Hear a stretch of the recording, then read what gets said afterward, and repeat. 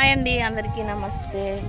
మీ అందరికీ ఒక ముచ్చట చెప్పాలి. ఈ పొద్దుగాల కైకిలు పోవడేమో కానీ మస్తు పొద్దుగాల లేసి అవుతుంది. అసలే నిద్ర సరిపోతలేదు. 3 గంటలకు లేచి పని చేసుకొని పొలం కాడికి పోయి ఆ మక్క కంకులు పొట్టు తీసి వచ్చి మళ్ళీ వచ్చిన తర్వాత మన పని చేసుకోవడానికి మస్తు ఇబ్బంది అవుతుంది.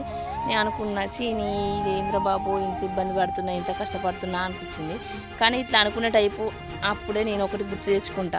అదేంటిదంటే మా అమ్మనైతే గుర్తు తెచ్చుకుంటా. ఎందుకంటే మా అమ్మ మాకు ఊహ తెలిసిన కాంచెల్లి మా అమ్మ 3 గంటలకు లేచి ఊడ్చి చల్లి ముగ్గేసి బర్రెల పాలు విండుకొని పాలు పోసుకొని పోయి పాలు అమ్ముకొని వచ్చేది. మళ్ళీ వచ్చి వంట చేసి మమ్మల్ని పాలకు పోయేటప్పుడే వంట చేసి పోయేది. మేము స్కూల్కి పోయేది కదా. అప్పుడు మళ్ళీ వచ్చిన తర్వాత బర్రెలకు గడ్డి కోసుకొచ్చి మేతేసి నీళ్ళు పెట్టి అవి అయిపోయిన తర్వాత 4 గంటల వరకు మేము వచ్చేసరికి మళ్ళీ మా కోసం వంట రెడీ చేసి పెట్టి తర్వాత మళ్ళీ అన్నం తిన్న తర్వాత పాలు పిండి పాలు పోసి ఆడబెట్టేసి పడుకునేసరికి 9 అయింది. మా అమ్మ మాకు ఊహ తెలిసిన కాంచెల్లి రాత్రి 3 గంటలకే లేచి పని చేసుకునేది.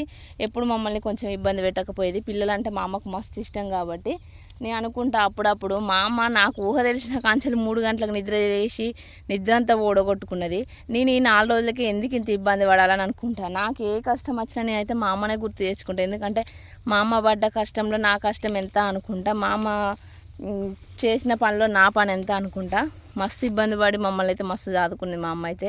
నేను ఎవరిని ఊహించుకోను. నాకు కొంచెం కష్టమైందంటే అమ్మను గుర్తు తెచ్చుకొని తర్వాత పని చేసుకుంటా నేను. ఎందుకంటే అమ్మ చేసిన దాంట్లో మన పని ఏమంత కాదు కదా. తను ఆ రోజులల్లో కాలినడకన వెళ్ళి పాలమ్ముకొని వచ్చినప్పుడు మనం ఇప్పుడు బైక్ల మీద పోయి పొలం కాడిపోయి చేసుకునే పెద్ద కష్టమా అనిపిస్తుంది ఒక్కొక్కసారి. అందుకని అమ్మను గుర్తు తెచ్చుకొని అయితే పనులు చేసుకుంటా. మీరేమంటారో కామెంట్ బాక్స్లో కామెంట్ చేయండి. అమ్మ నచ్చితే లైక్ చేయండి.